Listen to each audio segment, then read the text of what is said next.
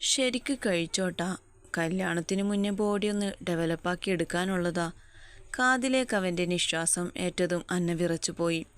പകപ്പോടെ തല ഉയർത്തി നോക്കി. ചുണ്ടിലൊരു ചിരിയോടെ ഭക്ഷണം കഴിക്കുന്നുണ്ട്. നിമിഷങ്ങൾക്കകം അവളിലും കടന്നു വന്നു അതേ ചിരി. മുഖം താഴ്ത്തി അന്ന ഇടംകൈയിലെ പെരുവിരൽ കൊണ്ട് ചിരി അമർത്തി. ഇച്ചായ, അലോഷി. ബെന്നിയുടെ സ്വരം അത്രയും പതറിപ്പോയിരുന്നു. അലോഷി അവന്മാരുടെ കയ്യിൽ നിന്ന് രക്ഷപ്പെട്ടു എന്നത് അവന് ഏറ്റൊരു പ്രഹരം തന്നെയായിരുന്നു. ഒന്നും വരികയിലടാ, നീ ഇങ്ങനെ പേടിക്കാതെ.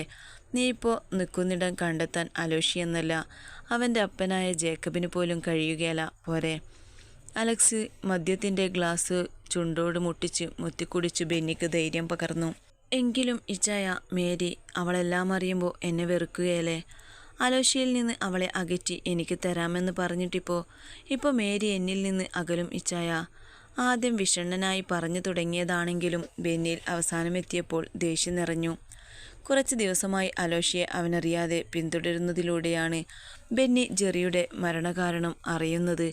അന്നയാണ് ജെറിയുടെ മരണത്തിന് പിന്നിലെന്ന് എല്ലാവരും വിശ്വസിച്ചു എന്നുള്ളത് ബെന്നിക്കൊരു ആശ്വാസം തന്നെയായിരുന്നു. അത് നേരെ വന്ന് അലക്സിനോട് പറയുമ്പോൾ അവൻ്റെ തലയിലുദിച്ച ഐഡിയ ആയിരുന്നു കാത്തുവിനോട് പറയുന്നത്. കാത്തുവിനോട് അലോഷിയും അന്നയും ചേർന്നുള്ള കളിയാണ് ഇതെന്ന് പറഞ്ഞാൽ കാത്തു ഇരുവരോടും പിണങ്ങുമെന്നും അലോഷിയെ വെറുക്കുമെന്നും അതുവഴി തനിക്ക് അവളുടെ ജീവിതത്തിൽ സ്ഥാനം കിട്ടുന്നൊക്കെ ബെന്നിയെ അലക്സ് വിശ്വസിപ്പിച്ചു. അലക്സ് പറഞ്ഞതുപോലെയെല്ലാം അവൻ ചെയ്തതും അതിനു വേണ്ടിയാണ്. പക്ഷെ അലക്സിൻ്റെ ഉള്ളിലെ ലക്ഷ്യങ്ങൾ പലതായിരുന്നു. ജേക്കബിൻ്റെ സ്വത്തിൻ്റെ അവകാശി അലോഷി ആയതിൽ പിന്നെയാണ് അലക്സിന് അവനോട് ഇത്രയും ദേഷ്യമുണ്ടായത്. അതിനൊപ്പം കാത്തുകൂടി അവൻ്റെ ജീവിതത്തിൽ വന്നാൽ ചെത്തിമറ്റക്കാർ എന്നത് കളത്തിപ്പറമ്പിനേക്കാൾ 3 മടങ്ങ് ധനികരാണ്. കാത്തുവിനെ സ്വന്തമാക്കുന്നതിലൂടെ അലോഷിക്ക് വന്നു ചേരുന്ന നേട്ടങ്ങൾ അലക്സിനെ ഭ്രാന്തനാക്കി. ഏത് വിധേനയെങ്കിലും കാത്തുവിനെ അലോഷിയിൽ നിന്ന് അകറ്റണം എന്നുറപ്പിച്ചു. അപ്പോഴാണ് ബെന്നി ജെറിയുടെ കാര്യം കൊണ്ടുവരുന്നത്. ഇതാണ് പറ്റിയ വഴിയെന്ന് മനസ്സിലുറപ്പിച്ചു. ബെന്നിയെ കൊണ്ട് കാത്തുവിനെ അവർക്കെതിരെ തിരിച്ചു. ഒപ്പം അവനോട് പറഞ്ഞു അവളുടെ ഫോണിൽ നിന്ന് അലോഷിയെ കൊല്ലാൻ പറഞ്ഞ് മെസ്സേജ് അയപ്പിച്ചു. ഉദ്ദേശം രണ്ടായിരുന്നു. ഒന്ന്, അതിലൂടെ അലോഷി ഇനി ഒരിക്കലും കാത്തുവിനെ സ്നേഹിക്കില്ല എന്നതും. 2, തൻ്റെ പിന്നാലെ വാലാട്ടിയൊരു പട്ടിയെപ്പോലെ നടക്കുന്ന ബെന്നി ചെത്തിമത്തത്തെ സംബന്ധക്കാരനാവാൻ അനുവദിക്കില്ല എന്നതും. അലോഷി രക്ഷപ്പെടും എന്നുറപ്പുണ്ടായിരുന്നു.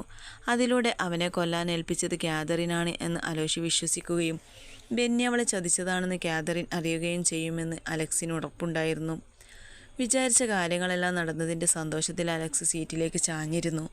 പുച്ഛത്തിൽ ഒരു ചിരി അവനിൽ നിറഞ്ഞിരുന്നു. സമാധാനപ്പെടും ബെന്നി, അവൾ അറിഞ്ഞാലും ഇപ്പോൾ എന്നാ, ഞാൻ കൂടെയില്ലേ. അന്നത്തെ പോലെ അവളെ പോയെന്ന് കണ്ടാൽ തീരാവുന്ന പ്രശ്നമല്ലേ ഉള്ളൂ. എന്നതാണേലും അലേഷ്യയിൽ നിന്ന് നിന്റെ മേരി അകന്നില്ലേ, അത് പോരെ നിനക്ക്? ബെന്നിയെ തന്ത്രപരമായി കയ്യിലെടുത്തു അലക്സ്. ബെന്നി ചിന്തിച്ചു, ശരിയാണ്, അലോഷ്യയിൽ നിന്ന് അവൾ അകന്നല്ലോ. ബാക്കിയൊക്കെ പതിയെ നേരെയാക്കാം. ഇച്ചായൻ കൂടെയുണ്ടല്ലോ. ശരി ഇച്ചായ. ആ പിന്നെ നീ സൂക്ഷിക്കണം. കുറച്ച് ദിവസത്തേക്ക് പുറത്തേക്കൊന്നും ഇറങ്ങണ്ട. വിഡ്ഡി. ഫോൺ ചെവിയിൽ നിന്ന് മാറ്റുമ്പോൾ അലക്സി ഒന്ന് പുച്ഛിച്ചു. കാത്തു കേട്ട കാര്യങ്ങളിൽ തളർന്ന് ചെത്തിമറ്റത്തെ ഹാളിൽ പിടഞ്ഞിരുന്നു. ജോണും അയാളുടെ സഹോദരങ്ങളും അടക്കം എല്ലാവരും ആ ഹാളിൽ നിറഞ്ഞു നിൽക്കുന്നുണ്ടായിരുന്നു. ചിലരിൽ ഞെട്ടലാണെങ്കിൽ മറ്റു ചിലരിൽ പേടിയായിരുന്നു. അടുത്ത നിമിഷം അവൾ എന്തു ചെയ്യും എന്ന ഭയത്തിൽ എല്ലാവരും തറഞ്ഞു നിന്നു. തൊട്ടടുത്ത നിമിഷം ചെത്തിമറ്റത്തേക്ക് സൈറൻ മുഴക്കി കടന്നു വന്നു ഒരു പോലീസ് ജീപ്പ്. അതേടി, ഞാനാ അവനെ കൊന്നത്. അത് പക്ഷേ മറ്റൊരുത്തൻ്റെ സഹായത്തോടെ വണ്ടി കയറ്റിയല്ല. ഇത്തിരി ഉണ്ടായിരുന്ന അവൻ്റെ ശ്വാസം എൻ്റെ ഈ കൈകൊണ്ടാ നിലപ്പിച്ചത്. അതല്ലാതെ ഞാൻ എന്ത് ചെയ്യണമായിരുന്നു? ഭൂതം കാക്കുന്ന നിധി പോലെ ഉയർച്ചയിലും താഴ്ചയിലും ഞാൻ കൊണ്ടു നടന്ന ഈ സാമ്രാജ്യം അത്രയും ഒരൊറ്റ ഒപ്പിൽ ചക്രശ്വാസം വലിച്ചു കിടക്കുന്ന ആ പൊന്നക്കളവൻ അവൻ്റെ പേരിലും നിന്റെ പേരിലും എഴുതാൻ പോകുന്നു എന്നറിഞ്ഞ ഞാൻ പിന്നെ എന്ത് ചെയ്യണമായിരുന്നു? പിടിക്കപ്പെട്ടെന്ന് ഉറപ്പിലായൊരു നിമിഷം ജുവൽ അലർച്ചയോടെ പറഞ്ഞ വാക്കുകളിൽ കാത്തുവും ചെത്തിമറ്റത്തിലെ ബാക്കി അംഗങ്ങളും വിറങ്ങലിച്ച് നിന്നുപോയി. ജോണിൻ്റെ അനിയൻ സൈമണിൻ്റെ മകനാണ് ജുവൽ ഫിലിപ്പ്, കാത്തുവിൻ്റെയും ജെറിയുടെയും ജൂ. ജോണിൻ്റെ അപ്പൻ ഫിലിപ്പാണ് ചെത്തിമറ്റത്തെ സകല സ്വത്തുക്കളുടെയും അവകാശി. 5 മക്കൾ ഉണ്ടായിരുന്ന ഫിലിപ്പിന് എപ്പോഴും പ്രിയം ഏറ്റവും മൂത്ത മകനായ ജോണിനോട് തന്നെയാണ്. മറ്റ് 4 മക്കളേക്കാൾ അയാളുടെ മനസ്സ് അറിയുന്നതും അയാൾക്ക് ഒപ്പത്തിന് നിന്ന് ചെത്തിമറ്റത്തെ കെട്ടിപ്പടുത്തുന്നതും ജോണായിരുന്നു. ആ ഒരു സ്നേഹം അയാൾക്ക് ജോണിനോടും അയാളുടെ മക്കളായ കാത്തുവിനോടും ജെറിയോടും ഉണ്ടായിരുന്നു. ആദ്യമേ അതിലൊരു കണ്ണുകടി മറ്റ് 4 പേർക്ക് ഉണ്ടെങ്കിലും ഒന്നും പ്രകടമായി കാട്ടിയിരുന്നില്ല. അങ്ങനെ ഇരിക്കെയാണ് ഫിലിപ്പ് പ്രായാധിക്യം മൂലം വയ്യാതാവുന്നതും. ജെറിയുടെയും ജുവൻ്റെയും പഠനം പൂർത്തിയായി ഇരുവരും ഫാമിലി ബിസിനസ്സിലേക്ക് തിരിയുന്നതും. ജെറിക്ക് ആദ്യമേ ബിസിനസ്സിനോട് താല്പര്യമില്ലായിരുന്നു. എന്നാൽ അവനേക്കാൾ ഒരു വയസ്സ് മാത്രം ഇളയവനായ ജുവൻ ബിസിനസ് നല്ല രീതിയിൽ മുന്നോട്ട് നയിച്ചു. ജോണിൻ്റെ വരം കിട്ടിയത് ജുവനാണെന്നതുപോലെ ആയിരുന്നു. ചെത്തിമറ്റത്തെ വളർച്ച. പണത്തിലും പ്രശസ്തിയിലും മയങ്ങിപ്പോയ ജുവൻ പിന്നെയുള്ള ലക്ഷ്യമെല്ലാം സ്വന്തം കൈപ്പിടിയിൽ അടക്കണം എന്നതായിരുന്നു. അതിനുള്ള വഴികൾ തിരയവെയായിരുന്നു ജുവൻ്റെ ഭാഗ്യമെന്നതുപോലെ ജെറി മായയുമായി ഒളിച്ചോടുന്നത്.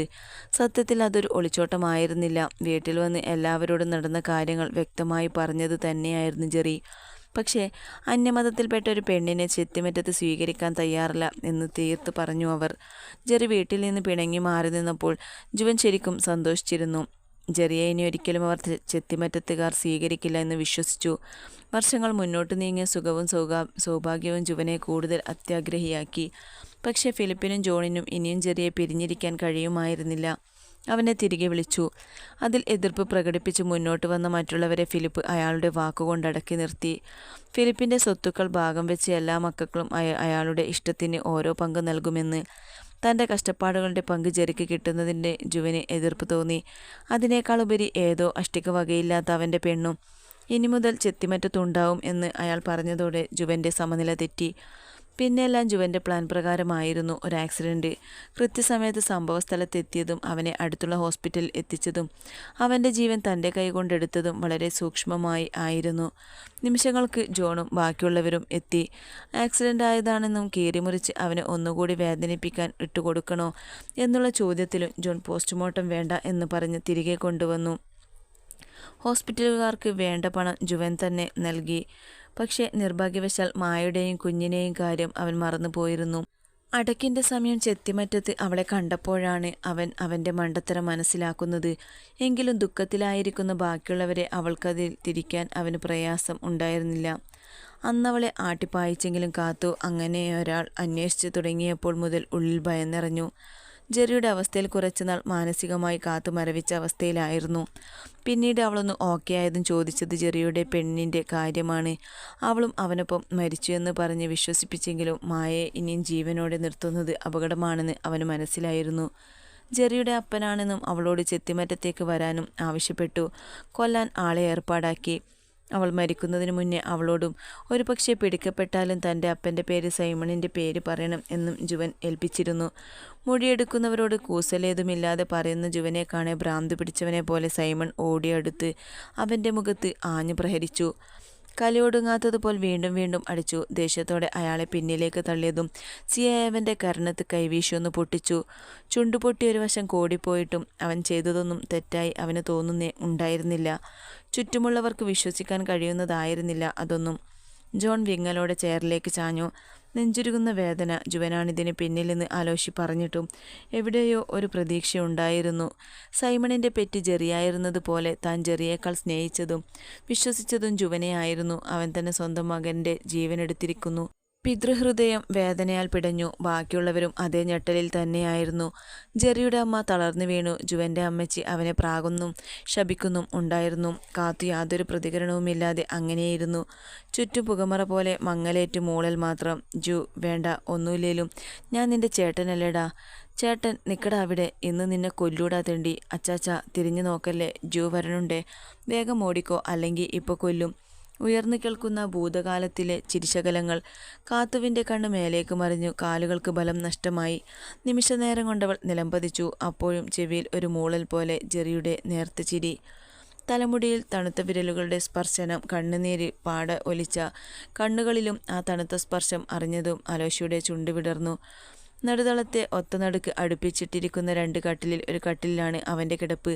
തൊട്ടടുത്തതിൽ പാർത്തി താടിക്ക് കയ്യും കൊടുത്ത് ചെരിഞ്ഞു കിടന്ന് നോക്കുന്നുണ്ട്. അന്ന നേർത്തൊരു ചിരിയോടെ വീണ്ടും അലോഷയുടെ തലമുടിയിൽ തലോടി.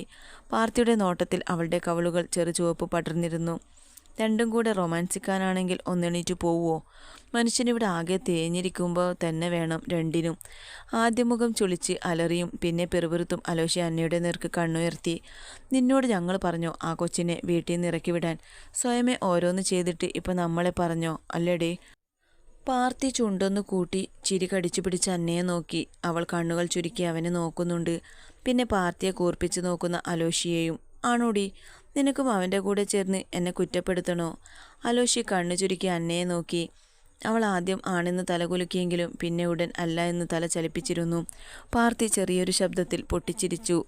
ഓ കൊള്ളാം, നീയൊക്കെ ഇങ്ങനെ തന്നെ പറയണോടി. നീയൊക്കെ ഇതല്ല ഇതിനപ്പുറവും പറയും. ചതിച്ചി, വഞ്ചകി, വർഗസ്നേഹമില്ലാത്ത മൂഷട്ട. അലോഷി പല്ലുകടിച്ച് അന്നയെ തുറച്ചു നോക്കി. ചുണ്ടു ചുളുക്കി അവളൊന്ന് പാവത്തെ പോലെ കാണിച്ചത് അലോഷി കട്ടിൽ നിന്ന് എഴുന്നേറ്റ് അവൾക്കെതിരായി ഇരുന്നു. അപ്പോഴും പാർത്തി അങ്ങനെ കിടന്നു. എന്നാലും കാത്തൂനെ ഇറക്കി വിടേണ്ടിയിരുന്നില്ല. കുറച്ചു നേരമായതും അന്ന മറ്റെങ്ങോ നോക്കി പതിയെ പറഞ്ഞു. അലോഷി കണ്ണു മാത്രം ഉയർത്തി പാർത്തിയെ നോക്കി. പാർത്തിയും അവനെ ഒന്ന് നോക്കി അന്നയിലേക്ക് തിരിഞ്ഞു. എല്ലാം അറിഞ്ഞപ്പോൾ തന്നെ കാത്തുവിനോടെങ്കിലും പറയേണ്ടതായിരുന്നു. ഒന്നും അറിയാതെ ഞാൻ ആട്ടമാടിയത് പോലെയല്ല. ഉള്ളിൽ 1000 സങ്കടം കൊണ്ട് നടന്നവളാ അവൾ. ഉറ്റവരുടെ വേർപാടിൽ തകർന്നു പോയവൾ. അവളോടേലും പറയണമായിരുന്നു. പറഞ്ഞിരുന്നെങ്കിൽ കൂടി ആ അവസ്ഥയിൽ അവളെ തള്ളിക്കളയരുതായിരുന്നു. നീ കൂടെ വേദനിപ്പിക്കരുതായിരുന്നു. എന്തുകൊണ്ടോ അത് പറയാൻ അന്നയുടെ കണ്ണുകൾ നിറഞ്ഞുപോയി. മുഖം കുനിച്ചവൾ കണ്ണീർ അടക്കാൻ നോക്കി. ബെന്നി പറഞ്ഞത് അവൾ വിശ്വസിച്ചതിൽ നിനക്കൊന്നും പറയാനില്ലേ? അലോഷി പറഞ്ഞത് മനസ്സിലാവാതെ പാർത്തിയും അന്നയും അവൻ്റെ മുഖത്ത് നോക്കി. ബെന്നിയുടെ സ്വഭാവമെല്ലാം അവൾക്കറിയുന്നതായിരുന്നില്ലേ? എന്നെ കൊല്ലാൻ നോക്കിയതും അതിനു പകരം അന്നിവൻ ആ ആക്സിഡൻറ്റിൽ പെട്ടതും ഇവന് പകരം മറ്റൊരു ജീവൻ പൊലിഞ്ഞതുമെല്ലാം അവൾക്ക് അറിയാമായിരുന്നതല്ലേ? അതിനൊക്കെ കാരണം ബെന്നിക്ക് നമ്മളോടുള്ള ശത്രുതയാണെന്നും അറിയാം. എന്നിട്ടും അവൾ വിശ്വസിച്ചില്ലേ അവനെ? അവൻ പറയുന്നത് നമ്മളോടുള്ള ദേഷ്യത്തിലാണെന്ന് അവൾക്ക് ചിന്തിച്ചൂടെ? എന്നോടൊന്ന് ചോദിച്ചൂടെ അവൾക്ക്? പിന്നെയും എന്തിനു വേണ്ടിയാ അവൾ ഇന്നങ്ങനെ ഇവളോട് പെരുമാറി? അലോഷി ദേഷ്യത്തോടെ ചോദിച്ചു. കാത്തു എന്തിന് അങ്ങനെ ചെയ്തു എന്നുള്ളത് അവൻ അറിയാമെങ്കിലും അതവൻ സൗകര്യപൂർവ്വം മറന്നു. എല്ലാവർക്കും പറയാൻ അവരുടേതായ ന്യായങ്ങൾ കാണും. എങ്കിലും ഒന്ന് ചോദിക്കട്ടെ, നീ ചെയ്തതെന്താ? ഇന്ന് തന്നെ സത്യാവസ്ഥ തിരക്കിയിട്ട് തന്നെയാണോ നീ അവളോട് കാര്യം തിരക്കിയത്? അത്രയും വയലൻ്റായി കാട്ടിക്കൂട്ടിയത് ആണോടാ? അന്ന അലോഷിയുടെ കയ്യിൽ കുലുക്കി. സത്യമറിയാതെ ചെയ്യുന്ന പ്രവൃത്തിയും പറയുന്ന വാക്കുകളും ഒരാൾക്കുള്ളിൽ എത്രത്തോളം ആഘാതം വീഴ്ത്തും എന്ന് മറ്റാരെക്കാളും അന്നയ്ക്കറിയാം. പലതവണ അങ്ങനെയൊരു സാഹചര്യം നേരിടേണ്ടി വന്നതിനാൽ ആവണം അന്നയ്ക്ക് കാത്തുവിൻ്റെ അന്നേരത്തെ അവസ്ഥ ഓർത്ത് സങ്കടം വരുന്നുണ്ടായിരുന്നു. ജെറി മരിച്ച സങ്കടം, അതിന് കാരണം അവൾക്കിഷ്ടമില്ലാത്ത ഒരുവളാണെന്ന് അറിഞ്ഞപ്പോഴുള്ള ദേഷ്യം, ജീവനോളം സ്നേഹിച്ചവനിൽ നിന്നുമുള്ള വെറുപ്പ് നിറഞ്ഞ നോട്ടവും വാക്കും, കൂടെ തന്നെ ജെറിയുടെ മരണത്തിൻ്റെ യഥാർത്ഥ കാരണം, എല്ലാം കൂടി കാത്തു എങ്ങനെയാ അവസ്ഥ തരണം ചെയ്തിട്ടുണ്ടാവുക എന്നാലോചിച്ച് അന്നയ്ക്ക് നെഞ്ചിലൊരു ഭാരം നിറഞ്ഞു. അന്നയുടെ ചോദ്യത്തിന് അവൻ മറുപടിയില്ലാതെ വെറുതെ ഇരുന്നതേയുള്ളൂ. തെറ്റ് നിങ്ങളുടെ രണ്ടുപേരുടെ ഭാഗത്തുമുണ്ട്. പരസ്പരം ഇഷ്ടമുണ്ടായിരുന്നിട്ടും നിങ്ങൾ ഇതുവരെയും ഒന്നും തുറന്ന് സംസാരിച്ചിട്ടില്ല. ബെന്നിയുമായുള്ള കല്യാണം മുടക്കിയതിൻ്റെ പേരിൽ മാത്രമാണ് അവൾ അവിടേക്ക് വന്നതെന്ന് നീ വിശ്വസിച്ചിരുന്നില്ലേ?